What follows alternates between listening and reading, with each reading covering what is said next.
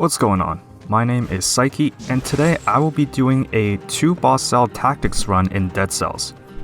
In this guide, I intend to give step-by-step explanations as to how a successful run looks like, such as your mindset, the tips and tricks I can give, and people struggling in 2 boss cells in general.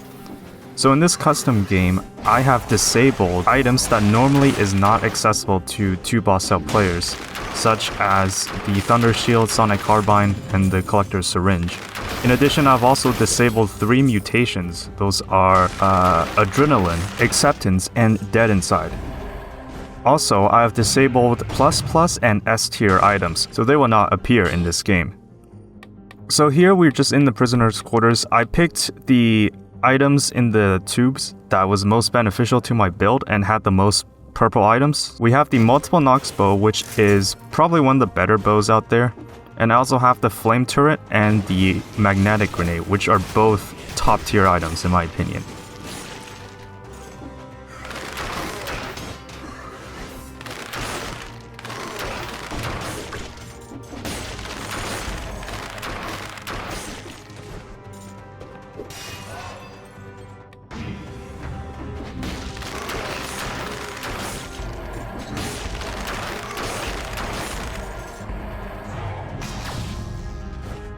Here we pick up a Great Owl of War, which I definitely take because I really like. The owl just takes care of a lot of things for us. In the beginning of the game, you don't have to worry too much about the items lining up with your color, so even though I have an Assault Shield, item color does not really matter in the early game because you don't get a lot of stats from them anyways, since you have a low amount of scrolls. The theme about tactics builds is that it has the lowest health available to you, but in return they have some of the most powerful items in the game. So it really emphasizes this glass cannon style of gameplay where it's about high risk and high reward.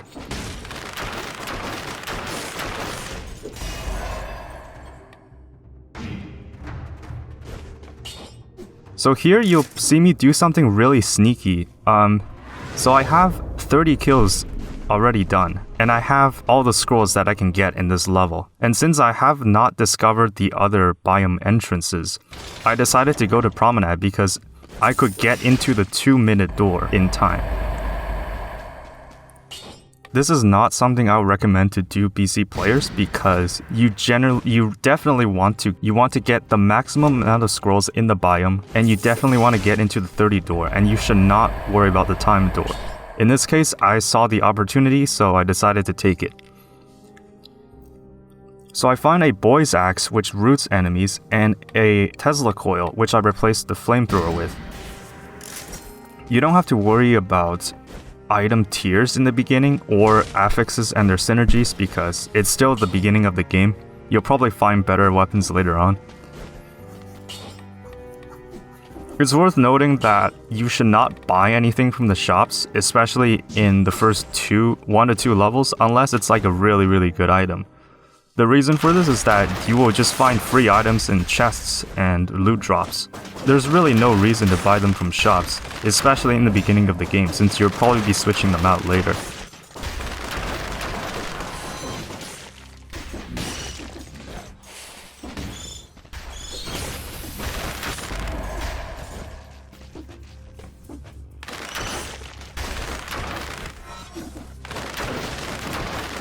So here my current synergy is that I just root the enemies with the Boy's Axe, and then I just hit them from a distance with the multiple Nox bow. It freezes them in place and I can easily predict their attack patterns.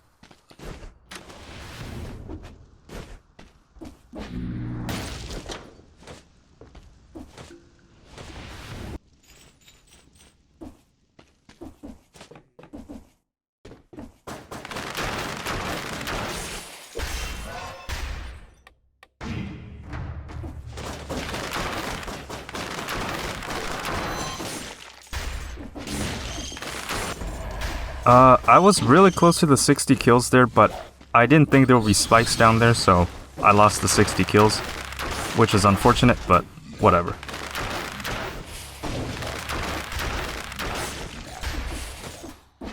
So from here, my mindset was that since I have a rooting weapon, the Boy's Axe, maybe I can find a weapon that does bonus damage to rooted enemies. So that could further take advantage of my synergy.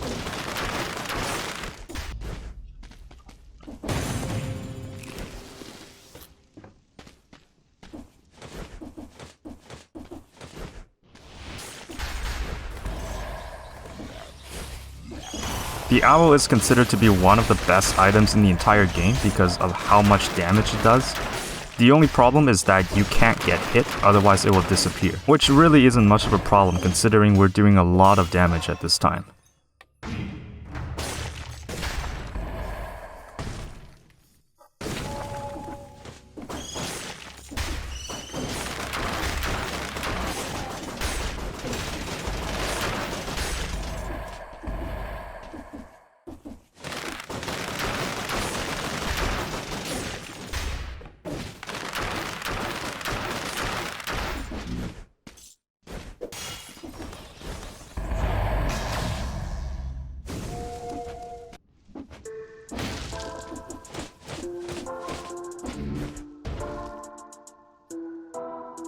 I checked the map one more time to make sure I didn't miss anything.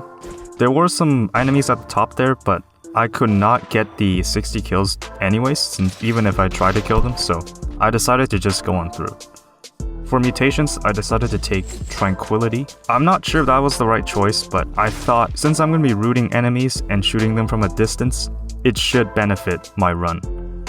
We take the first Curse Chest in Prison Depths, and I see a colorless marksman's bow, which I will actually take because it is just a higher tier than my multiple knocks.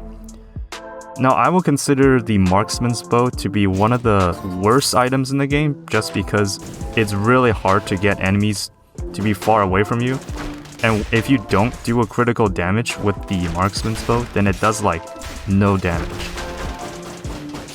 So here I knew the knife thrower was going to aggro me as soon as I rolled through the gap there, so that's why I waited before it went away. When you're cursed, you can afford to be more careful. You can be choosy with your enemies. You can play slow. Just make sure that you pick out enemies one by one and plan your exact moves.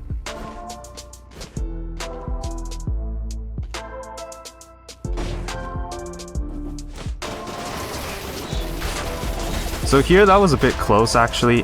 That was probably a mistake on my part. I should have just backed down from the platform so I didn't have to face the knife thrower on the top there.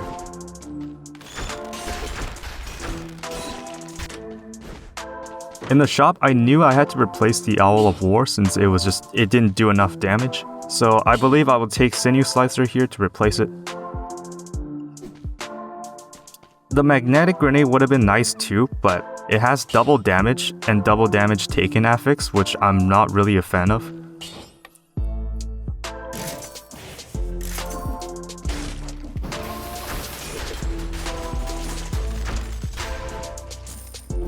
Here I'm just placing down the Tesla coil and letting it do most of the work for me, and you can see how Parting Gift is killing a lot of things just automatically.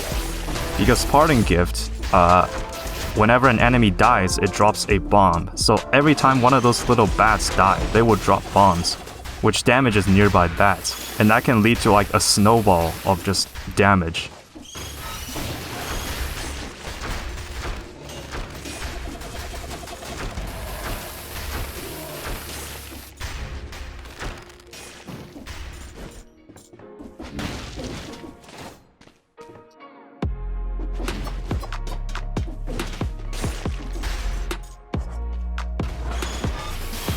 So you can see how the little bats just die off on its own, which kills off the other bats, and it just leads to the death of the hammer without us even doing anything.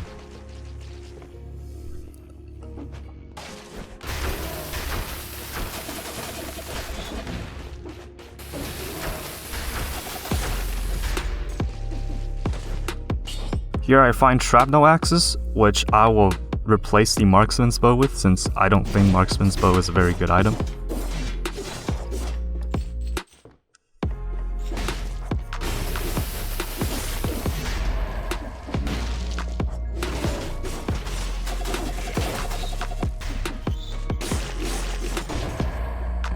I don't think the Shrapnel's Axe is a very good item as well, but at least it does more reliable damage than the Marksman's Bow. And up there, I just realized I missed a challenge rune. Sometimes it happens.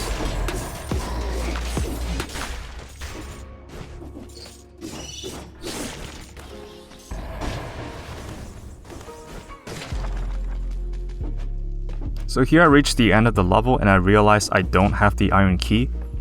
And since I did not want to go back through the entire level to look for a single key on one of the remaining enemies, I decided to just take the food and move on to the ancient sewers.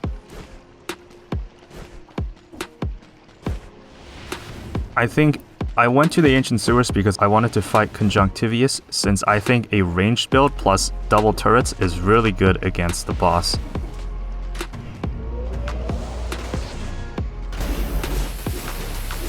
Here we find an elite, not too much of a problem really. You can see the boy's axe rooting it in place, which makes it unable to turn around, and then we go in for an easy kill.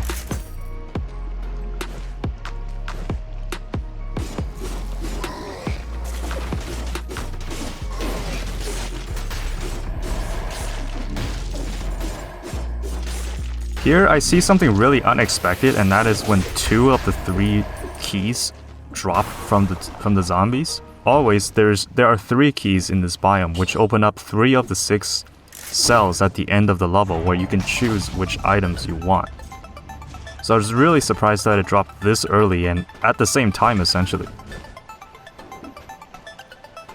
So I see the tentacle moving towards me there, because when you see the trembling in the ground, that means there is an enemy, and usually it will try to come up below where your feet is, or it will go to one of the ledges of the platform and move in towards you.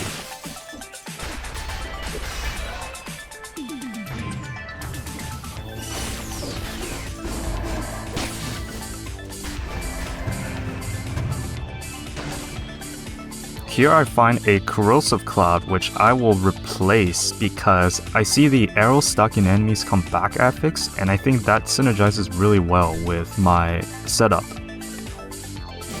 And plus, corrosive cloud is just really easy to synergize from, since that particular cloud had inflammable oil. It also activates poison and bleed synergy.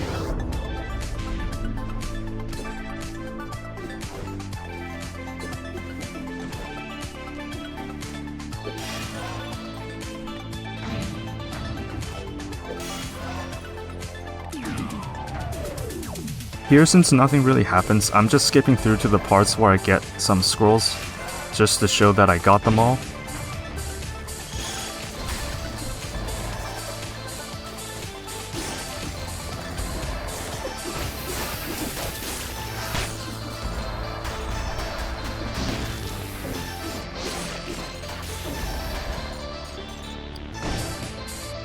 We open up another chest and get the heavy turret. I don't think it's a good item in general, so usually I just destroy it.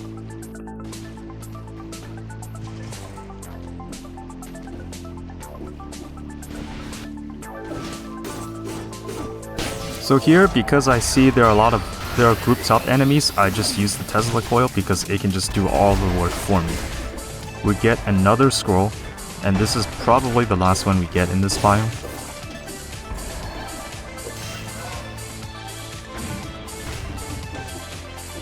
And at the end of the level, as you can see, we have 6 cells, like 6 little places that you can use the 3 keys on. And generally speaking, every time I go here, I always go through the one containing the 1000 gold because it's guaranteed to be beneficial. And you can just pick the other 2 to be either the cell door if you need them, or just items that you want. Generally speaking though, the tier on these items aren't very good, so usually I just sell them.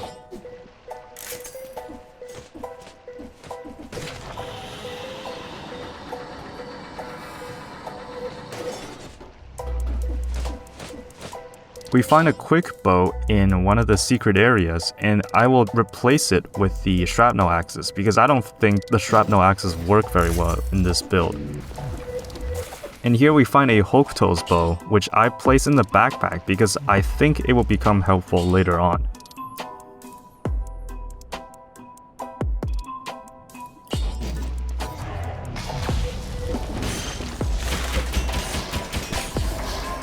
You can see how the quick bow is doing a lot of work since one of the affixes on it is shots piercing the first enemy.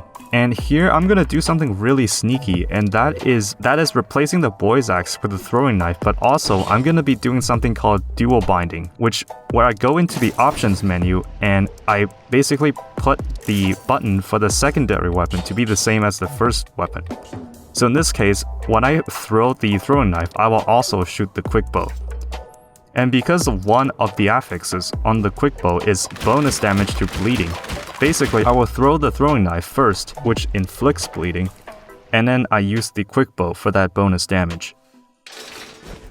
We go through the 60 door, find a phaser, but it's not very good in this build, so I just sell it.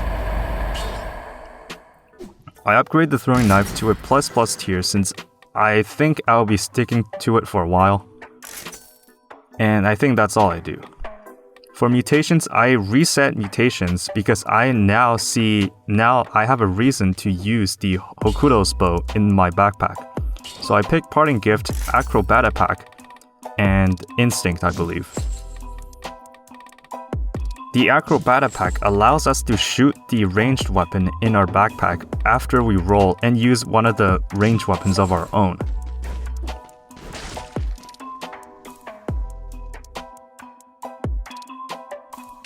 Here we fight Conjunctivius, and the first attack that it will do will always be a dash attack. So there's really no reason you should be caught off guard by the first attack.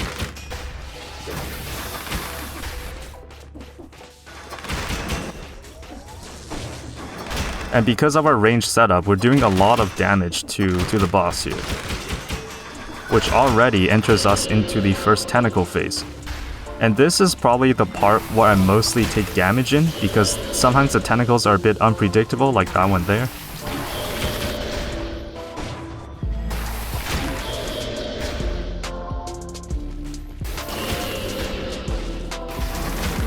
Because my fire rate is so fast that it does a lot of damage. And this is one of the reasons why a lot of players like tactics builds, because the damage potential on these builds are just insane. So the second round of tentacles come, which I take care of with no problems.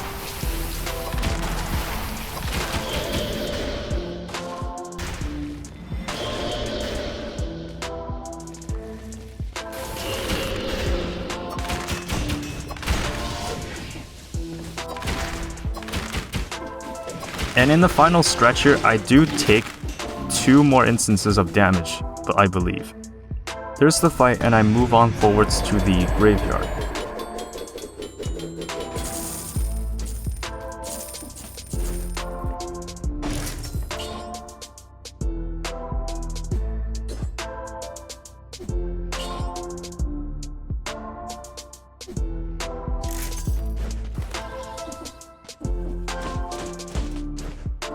Like I said in the last Brutality video, I think Graveyard is the most balanced option out of the 3 between Still Village, Slumbering Sanctuary, and Graveyard, because Graveyard is the only biome that contains both a guaranteed food shop and a guaranteed curse chest. Plus, because there are a lot of small enemies in this biome, Parting Gift can do some serious work for us. And here you just see how much damage this tactics build can do because of our synergies.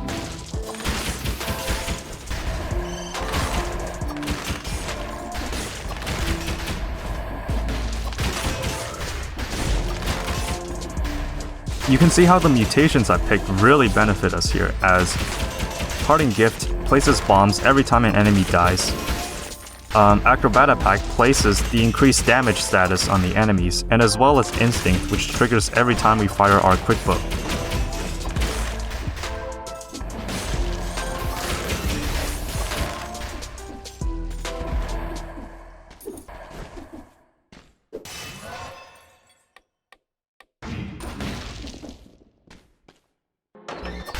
Here I unlocked the door, but I thought the Lacerator would go outside the door, but it turns out it didn't, so I ended up taking some damage.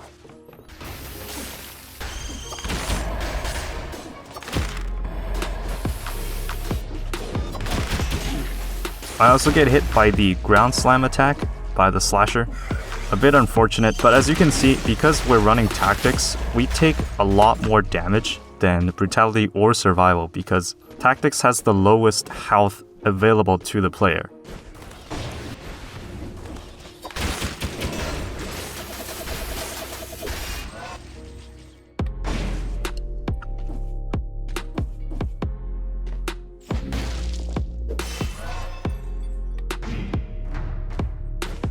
So at this point, I'm still searching for the curse chest.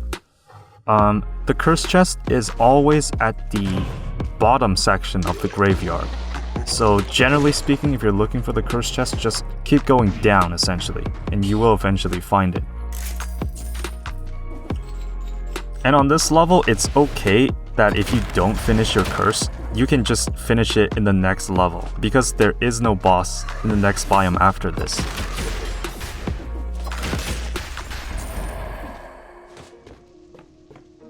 So to recap what I said in the last video is that Still Village has a food shop but not a curse chest. Slumbering Sanctuary has a curse chest but not a food shop. And Graveyard has both.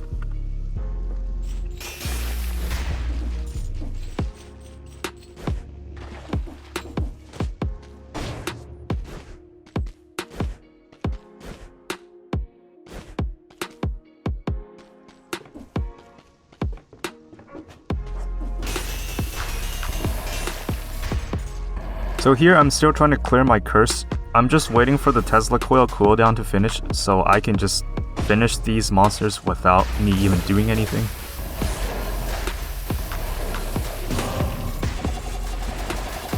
And that's exactly what happens. I clear the curse without me even doing anything, which is awesome.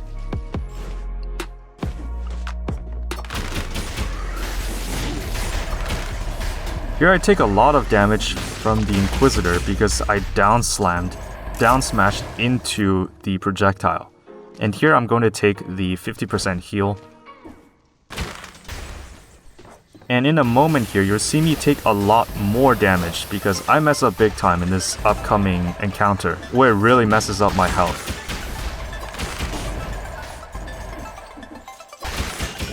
So right here in this little place, I get caught up in a series of attacks. I lose almost all of my health. And in a second here, you'll see me go back to the food shop.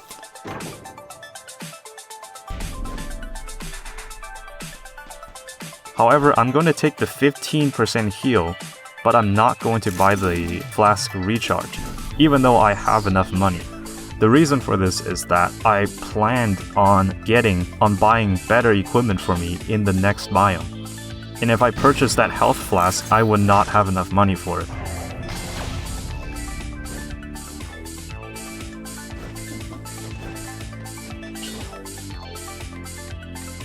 So we go to the Forgotten Sepulchre because I think this build is really suited for smaller grounded targets. In addition, there's also a guaranteed curse chest in Forgotten Sepulchre. In the next 3 biomes, which are Clock Tower, Forgotten Sepulchre, and Caverns, only Forgotten Sepulchre has a guaranteed curse chest.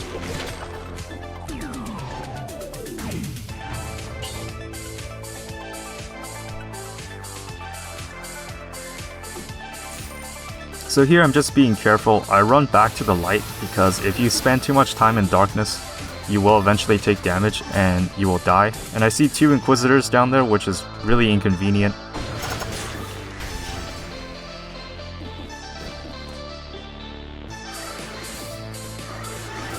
So I just wait for the Tesla coil to kick in, kill the crab. I see the knife thrower at the last second, so I go back up to the platform.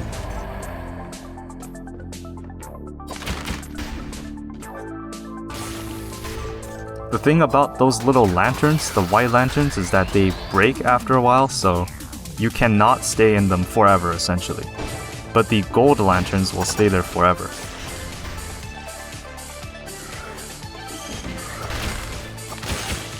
There we lift the curse, and we kill off the remaining enemies.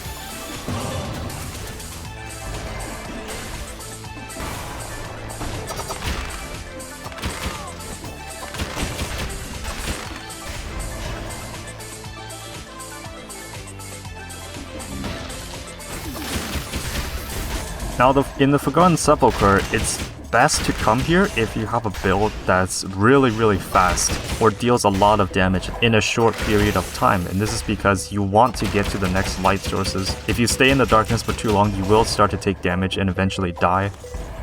That's why a tactics build such as this is very much suited for this biome. If you have a build that requires a lot of setup, like in a survival build, then Forgotten Sepulchre may not be the best option.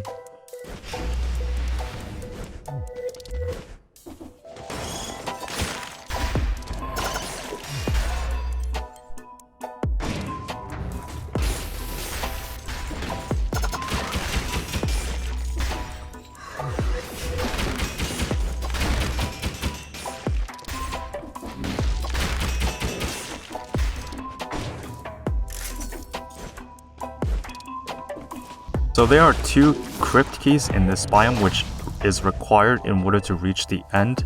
They're pretty self-explanatory. Just go on through to all the teleporters, find the key. You can use the homunculus rune so you don't have to take any risk of running into spikes.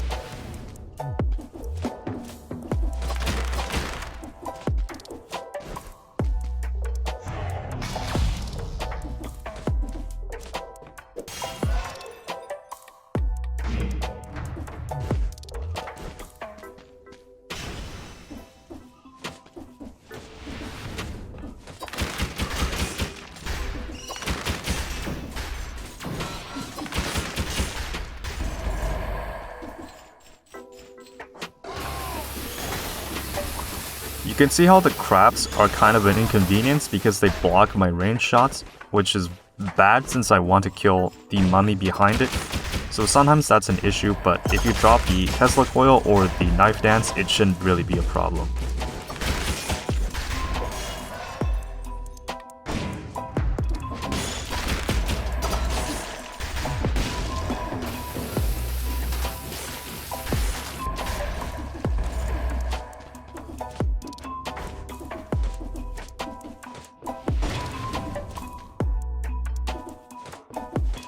So here I get the second key. Again, just use the homunculus rune, detach your head, and you can get the key safely without risking of going into the spikes.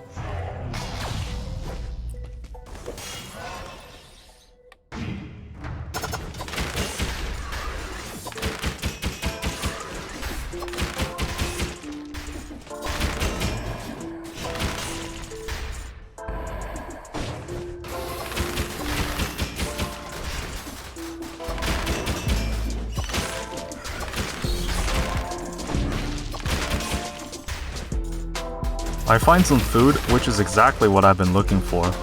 I hesitated about using a health flask in the beginning of the level because I thought maybe I can just find some food. So here we reach the shop, and again, I would not have this much money if I just bought the health flask in the last level. So in this case, I wanted to do something with the bleeding synergy. So I see the firebrand with bonus damage to bleeding. I decided to take it over the quick bow. And I was hoping I could get something better, so I just kept re-rolling. So I basically bought the firebrand as insurance and keep re-rolling the shop.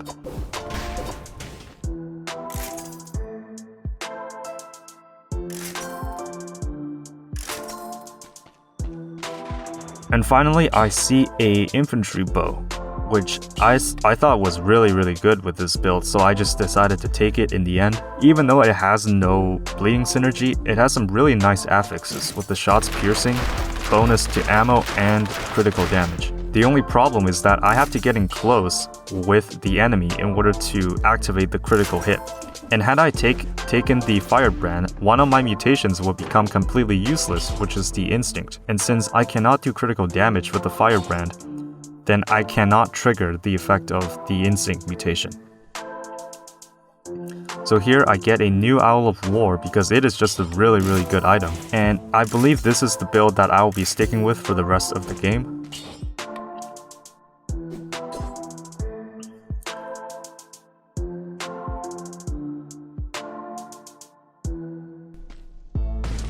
We go on through to fight the giant. It's worth mentioning that in the Forgotten Sepulchre, you are given the choice of either going to Timekeeper or Giant. Of course, the giant fight requires you to be on 2 boss cells or above, which we are, so. We find a better Owl of War, which is amazing, and I upgrade the throwing knife to an S tier, and as well as my other weapons. I upgrade the Owl to S tier as well, since it is an in-game item, and I will probably not be switching it out for anything else.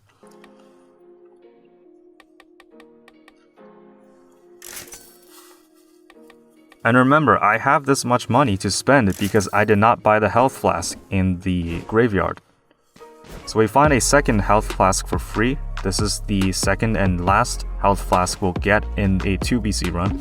And we go into the giant fight. And in this fight, you'll just see how much damage I'm able to do, because I have the synergy from the Hokuto's bow as well as the throwing knife and the infantry bow.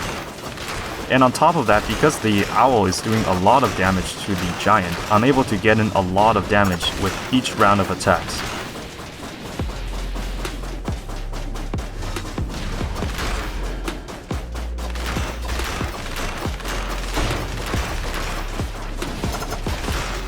So here we see the giant is already down to half HP, and it's going to do the ground slam attack.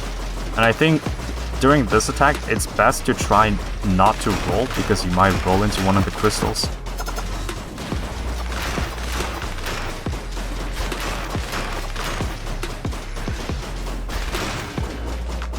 We do a lot of damage there with the knife dance, and this will probably be the last time. And yeah, the giant is finished, and we just no-hit the giant. I decided to go to the distillery since I was having fun with the run and I wanted to show off more of the gameplay, so we go through the no-hit door, find a seismic strike which we sell, and we upgrade the infantry bow to an S tier.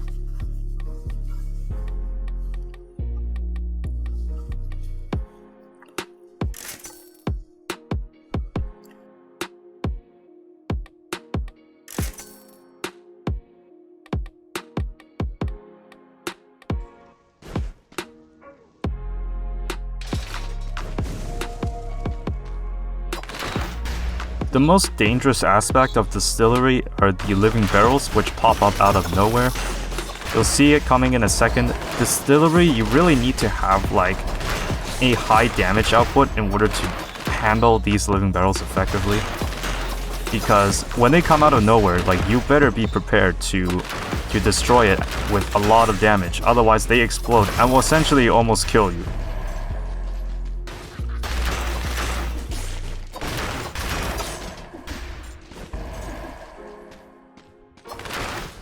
So here I'm just picking off my targets from a distance, since why not? It's safe. There's no reason for me to take a risk.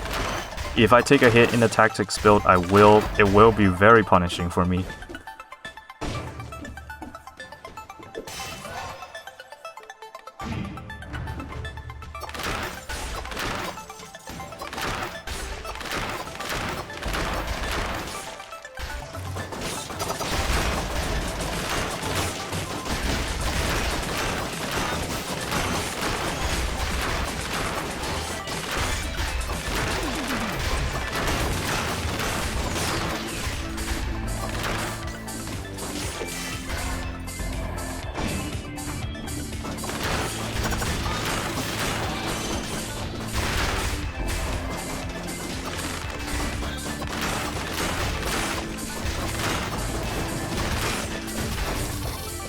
So here we have one of the platforming puzzles. There are two safe places that I know of. One is the ladder, where if you just hang here below the ledge on the ladder, then the bombs will not be able to reach you. The second location is on this little ledge here. If you stand here, the bombs cannot explode on you. And from here, when you see a bomb, just deflect it back and it will destroy the wall, which leads you to your destination.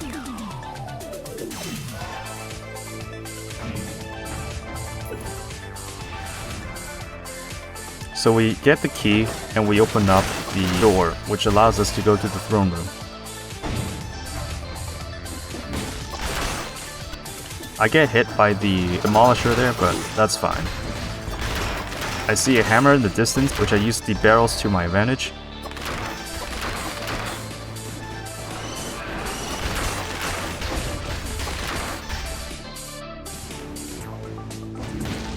another living barrel. So I tried to wall run out of there because in case it exploded, I would be out of range. And these two little exploding barrel things at the bottom platformers there, if you stand in the middle of the ledge, you actually get hit by the explosion, even though the explosion comes one platform below you.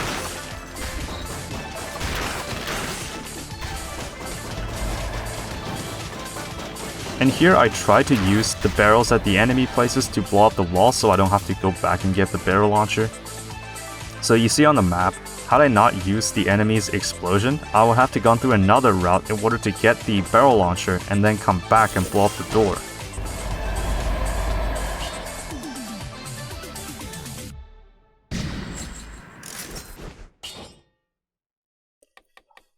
Here I finally upgrade the Hokuto's bow to an S tier, and now we have a maxed out loadout. Everything we have in our loadout is S tier, and I reroll my mutations one more time to disengagement and emergency triage, as well as acrobat attack to take advantage of Hokuto's bow.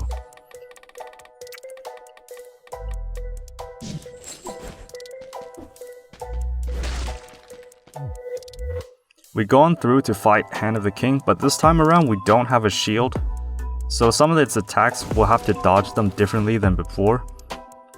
Thankfully we are a tactics build, so we'll be able to do a lot of damage to the hand in a very short time. So as you can see here, the boss just gets melted by our damage.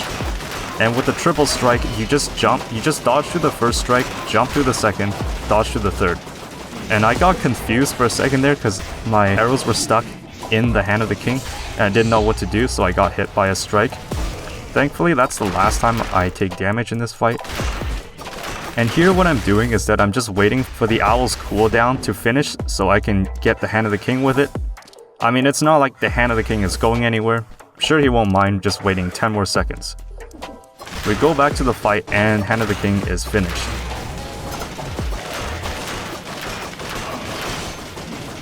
And here we conclude our second 2 boss cell run with a tactics build.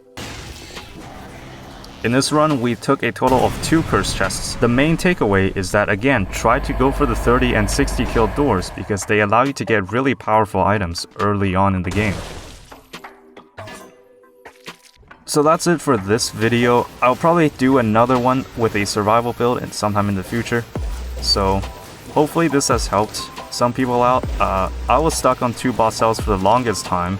I could not get the hang of it, and now that I'm playing on 5 boss cells, I wanted to give some of my tips and experiences with the community. So yeah, that's all. Thanks for watching.